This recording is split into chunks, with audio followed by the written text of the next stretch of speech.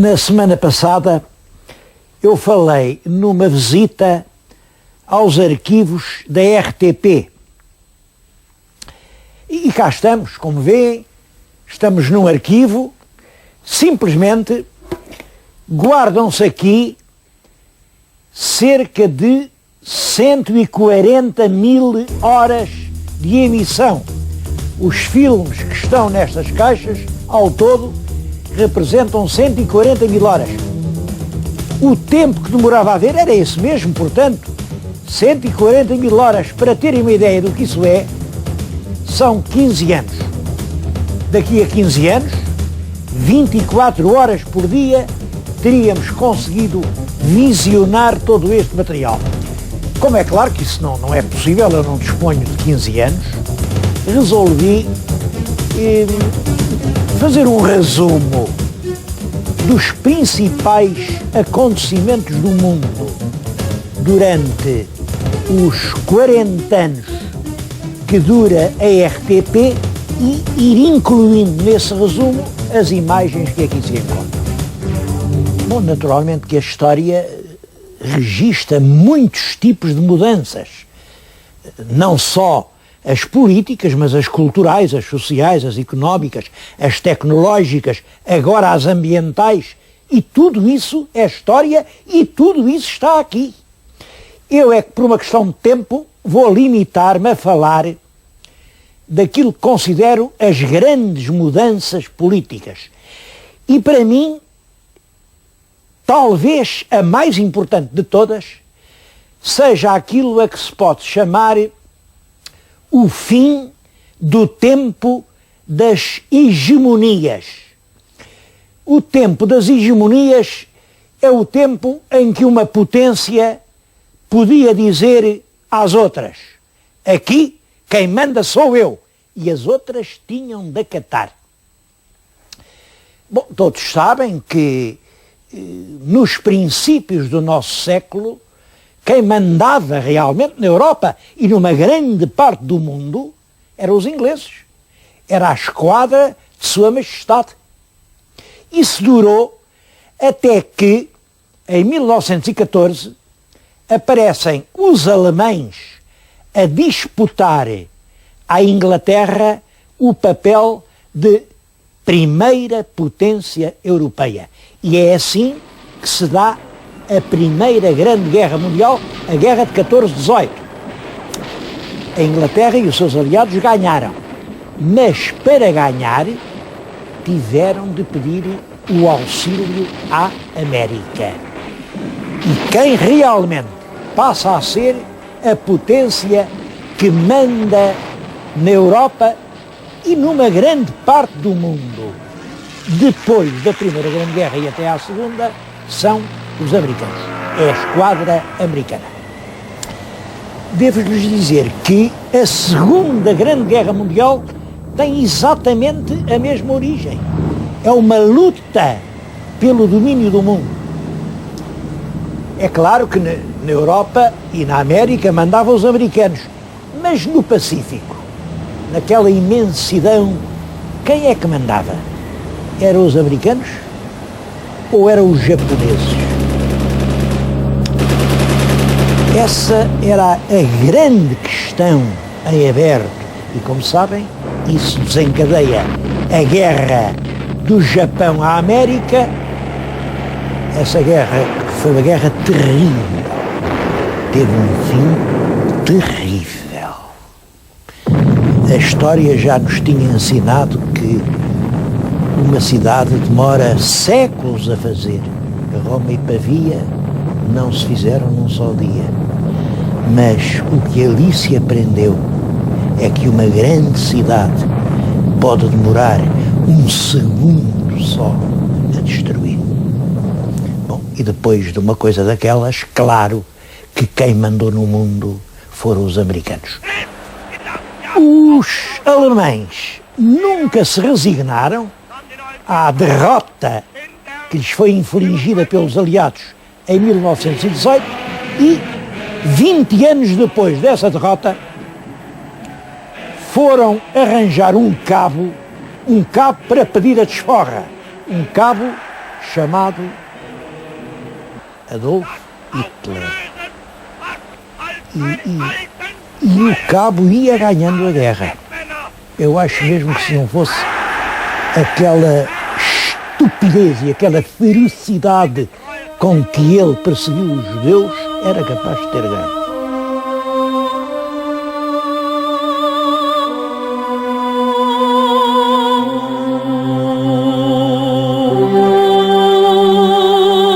Também aí, os aliados, os ingleses, tiveram que pedir ajuda.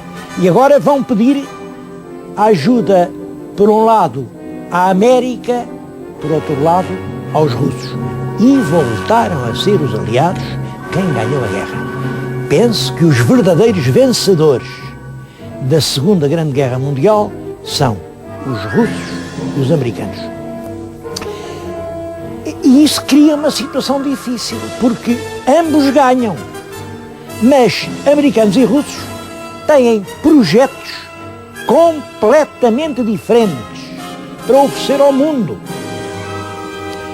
Os americanos, enfim, beberam aquele individualismo inglês, são o país dos negócios, do consumo, e, portanto, são o país que defende a liberdade de cada um poder fazer os negócios que quiser. Os russos, pelo contrário,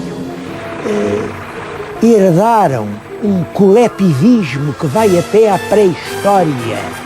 Esses, o que têm para oferecer é a igualdade de uma sociedade planeada para todos, onde todos possam ser iguais. Isto, pelo menos, em teoria. E como nem os americanos aceitam o projeto do mundo que os russos propõem, nem os russos aceitam o projeto americano, é preciso dividir o mundo ao meio. Um mundo de influência soviética, um mundo de influência americana. E essa era a situação que se viveu nestas décadas 50, 60, 70. Bom, mas aí acontece qualquer coisa com a qual ninguém tinha contado. Enquanto esses dois mundos, o mundo ocidental e o mundo oriental, o mundo soviético, o mundo americano, estavam a discutir: o primeiro sou eu, não, eu é que sou o primeiro, tu só podes ser o segundo, não, o segundo és tu que eu sou o primeiro. Enquanto isso discutia, reuniram-se numa cidade da Ásia, em Bandung, os representantes de 25 países asiáticos.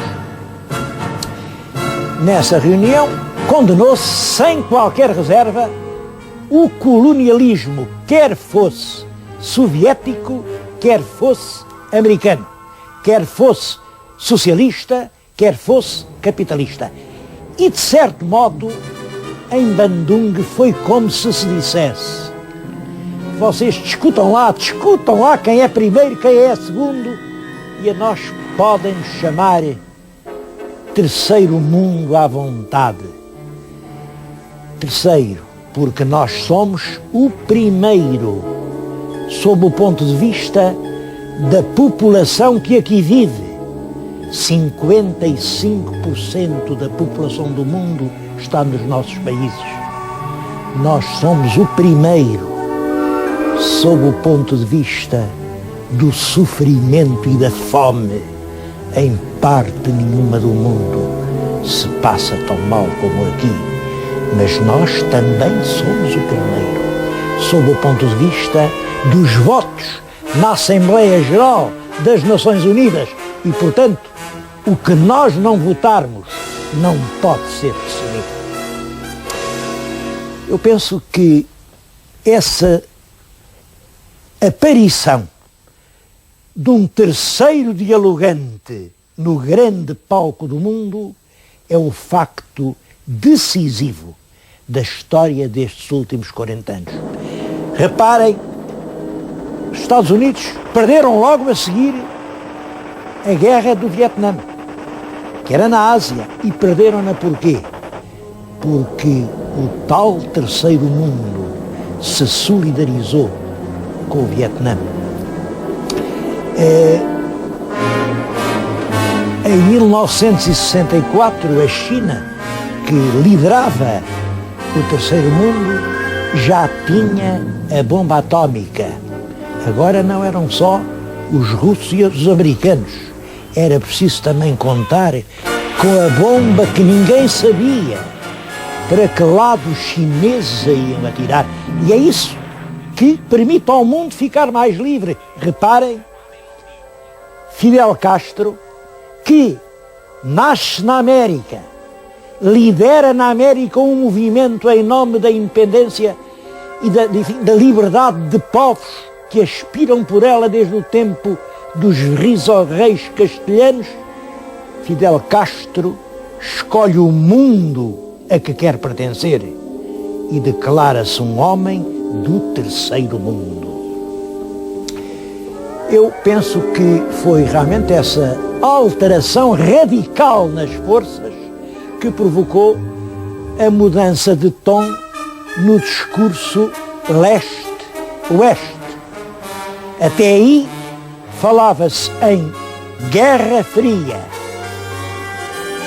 A partir de agora vai-se falar em coexistência pacífica. Eu não sei se aqui nessas bobinas há alguma imagem, mas há um facto que eu acho muito significativo desta mudança.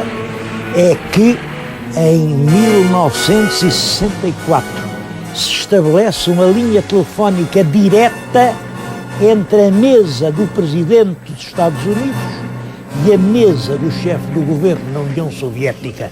O que isto quer dizer é nem mais nem menos que isto.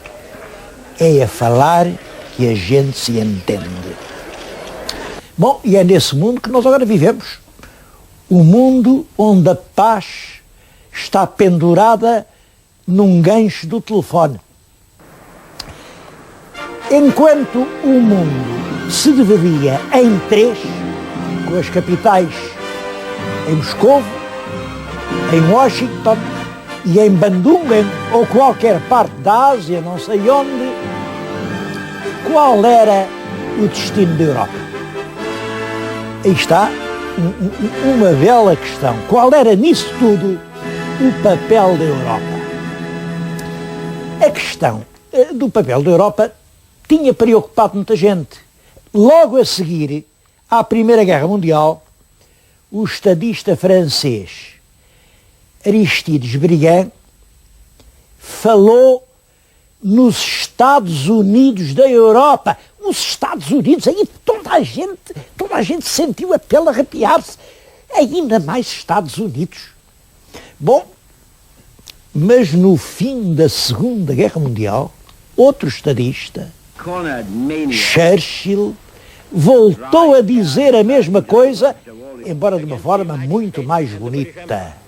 O que ele disse foi: levanta-te, Europa. Disse isso em 1946. Mas é muito mais fácil dizer essas coisas do que fazê-las. E passaram 11 anos até que pudesse ser criada no Tratado de Roma de 1957 a CEE. Inicialmente é uma coisa que não é muito grande, apanha 6 países. Pode-se dizer que é uma reconciliação da França com os inimigos do eixo, a Alemanha e a Itália, e a adesão de 3 satélites, a Holanda, a Bélgica e o Luxemburgo, a Europa dos 6. A Inglaterra não quis alinhar, a Inglaterra e os seus amigos, e entre eles Portugal, que estava realmente na esfera inglesa. Mas devo dizer-vos que não era esse o principal obstáculo à unificação da Europa. Era outro. Era a questão ideológica que opunha o leste ao ocidente. De um lado, a NATO, com os canhões apontados para lá. Do outro lado, o Pacto de Varsóvia, com os canhões apontados para cá. Mas então dá-se outra coisa que não tinha sido prevista. A perestroika. A perestroika, isto quer dizer a reestruturação económica. É uma mudança que se inicia na União Soviética, liderada pelo estadista Gorbachev, e que tinha por detrás um processo já muito complicado. Tem-se falado muito sobre perestroika. A minha opinião, eu posso estar enganado, mas eu julgo por detrás da perestroika estão primeiro realmente dificuldades económicas verdadeiras que a Rússia estava a sentir. Em segundo lugar estão as erupções de nacionalismo que surgem dentro da cortina de ferro. Enquanto a Rússia foi só Rússia, tudo correu bem. Quando a fronteira foi a cortina de ferro, as coisas começaram a complicar-se. Houve crises muito graves. Por exemplo, a história de Gdansk, na Polónia, com o Walesa, a questão da Hungria, mas, sobretudo, a melindrosa questão do Muro de Berlim. O Muro de Berlim foi fatídico. Bom, e além disso, é claro, houve a morte de Stalin. Stalin era um homem forte que só por si era uma espécie de pivô do poder. Depois dele morrer, substituíram-no por lá por uns velhotes já muito asmáticos e tal. Houve dois, nem sei os nomes deles, mas foram 2 anos de vácuo político de poder pessoal. E tudo isso conduziu realmente à perestroika, a uma grande crise no interior da União Soviética, crise que aqui no Ocidente foi entendida como o fundo do túnel. É possível que tenha sido apenas uma fase da Lua. De qualquer forma, uma coisa é certa. Quem passou a liderar o grande espaço estratégico europeu deixou de ser a União Soviética e os Estados Unidos e passou a ser a Alemanha. Bom, os meus telespectadores estão todos a pensar, sim, isso é lá no mundo, na Europa. E em Portugal? E o que é que aconteceu em Portugal? Como é que o senhor vai contar o que aconteceu aqui em Portugal? É muito simples quando as pessoas dizem a estrita verdade. Podem sempre entender-se. Em Portugal tem que se distinguir 2 períodos. Um até 25 de abril de 1974. Outro depois de 25 de abril de 1974.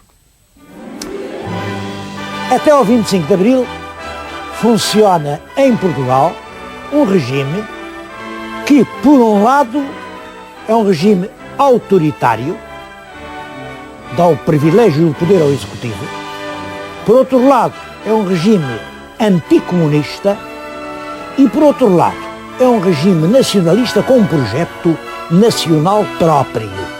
E esse projeto chama-se O Mundo Português. A frase chegou a correr, como sabem, houve a exposição do mundo português.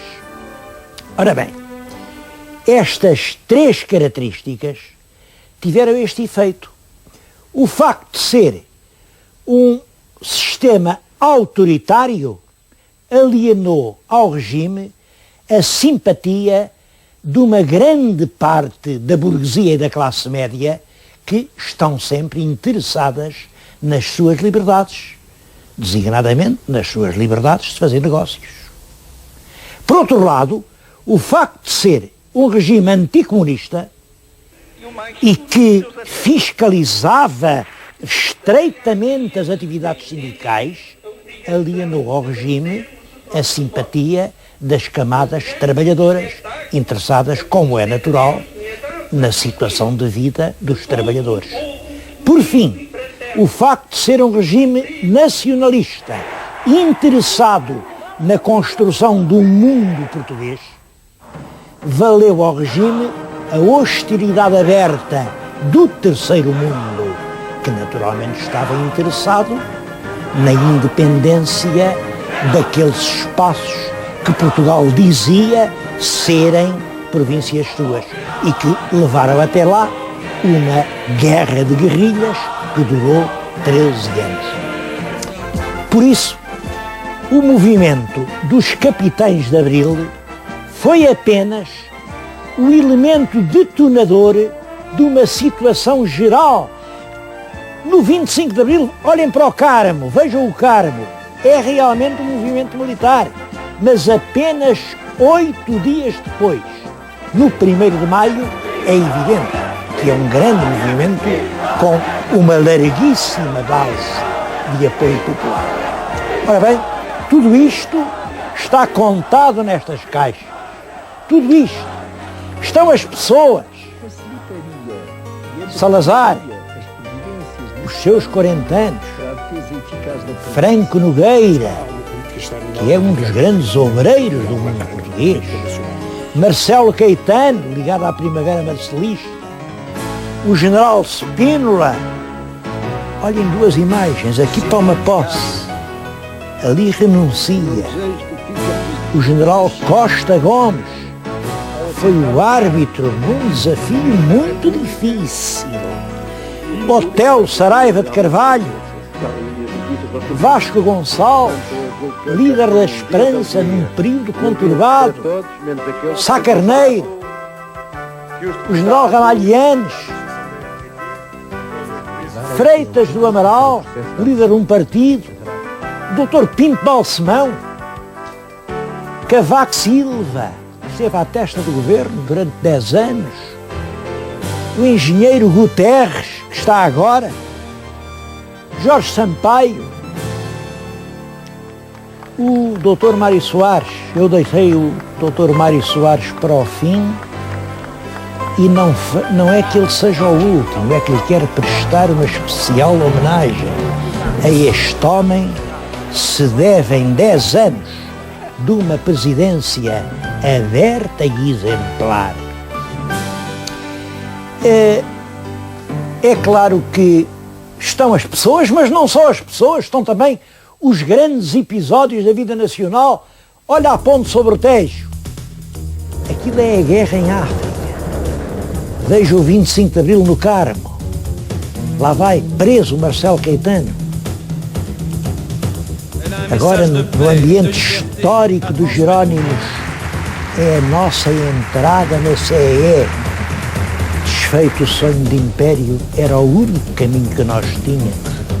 E o vulcão dos Capelinhos? 3 homens da RTP iam arriscando a vida para tirar aquelas imagens e o fogo do Chiado. E a cultura, tudo está aqui guardado. Aqui podem ver outra vez Vilaré.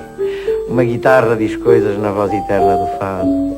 É o Chico do Benfica que mora no 27 da Rua do Paraíso. Assim que a meia velhota lhe prepara a paparoca, pega na banza e vai disto. Afirmam que a vida é breve, engano, a vida é comprida.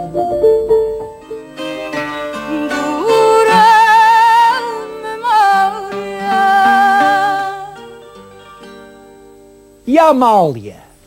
E o PS? Tenho uma triste notícia a dar a todos os senhores telespectadores. Estamos a chegar ao final do programa com que a Rádio e Televisão Portuguesa teve o prazer de apresentar perante as suas câmaras a estimada artista Amália Rodrigues. E o famoso Zip Zip? Eu li algures que o primeiro contacto de Almada Negreiros com Fernando Pessoa terá sido uma pergunta que Almada Negreiros lhe foi fazer acerca da sua primeira exposição de desenhos. É exatamente assim que vem nos jornais.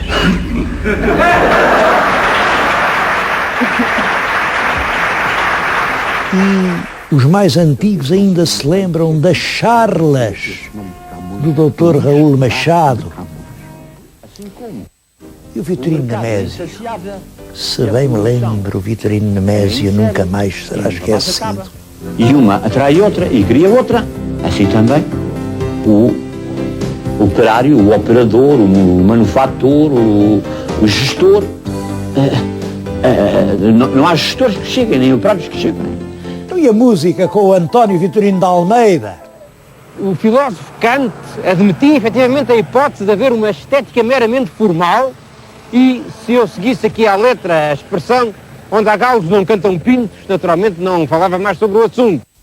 E essa presença cultural irrepetível do David Mourão Ferreira e a agronomia do Veloso, do Sousa Veloso, e a música de Maestro José Atalaia e o Freitas Branco. O resultado do nosso século é até mais chegada a nós, no que diz respeito a datas. Tudo isso e muito mais do que isso está guardado nestes milhares e milhares de caixas de alumínio. Eu ouso dizer que estes arquivos, hoje, para a memória nacional, para a consciência que nós temos de nós próprios, não são menos importantes que a Torre do Tombo ou a Biblioteca Nacional. E já agora fica aqui um pedido.